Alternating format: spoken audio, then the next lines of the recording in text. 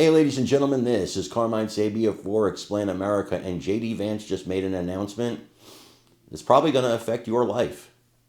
Before we get started, please make sure you like, comment, share, and subscribe.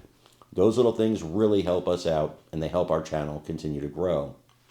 This is hot on the heels of Vance basically saying he's going to make a run in 2028 for the presidency. He said he's going to talk to Trump after the midterms, and they're going to talk about his future. That was a big announcement in and of itself, but what he's doing now is he's laying out the plan for MAGA. He's laying out the plan for himself and Trump for the rest of this term, and it's a plan that can affect your life. What the president and J.D. Vance are doing is they're taking steps to make home ownership more affordable. Now, that includes flooding the zone with millions more homes. As you guys know, the American dream of owning a home has gotten out of reach for most people. The price of homes has skyrocketed. And I do fear that there's a market crash coming. I can see it. I've seen it before. I saw it in the 90s. I remember what that looked like, and it looked a lot like this. The prices have gotten insane, and there's going to be a market correction, I believe, and the market correction is going to plummet the price of homes. That's just my opinion. Now, what they're doing here can kind of ease the damage from that and also help young homeowners, new homeowners, get their first homes. It's a beautiful plan. It's a great plan. There's more to it than just flooding the zone with more homes. A lot of it has to do with undocumented immigrants and their effect on the home market. And so it's been a kind of a hodgepodge of things that have happened to cause home prices to be where they are. I want you to listen to the vice president here and let me know what you think in the comments.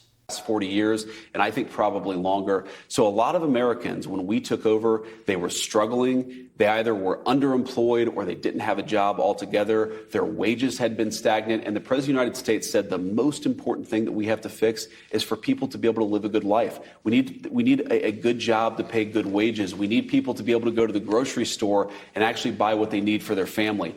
That takes a little bit of time. And I know that there are a lot of people out there, Sean, who are saying things are expensive.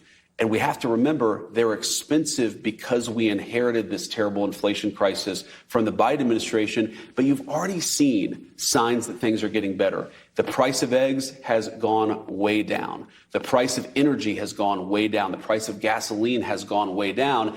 And as we know, when the price of energy goes down, that starts to filter out into the entire economy. But that also takes a little bit of time. There's another component of this, Sean, which to me is maybe the most important because I care so much about our young people being able to afford a good life. A lot of young people are saying housing is way too expensive. Why is that? Because we flooded the country with 30 million illegal immigrants who were taking houses that ought by right go to American citizens. And at the same time, we weren't building enough new houses to begin with, even for the population that we had. So what we're doing is trying to make it easier to build houses, trying to make it easier to build factories and things like that so that people have good jobs. We're also getting all of those illegal aliens out of our country, and you're already seeing it start to pay some dividends. Let me give you a very clear statistical example. Under the Biden administration, the price of a new home literally doubled in 4 years. It went up 100%.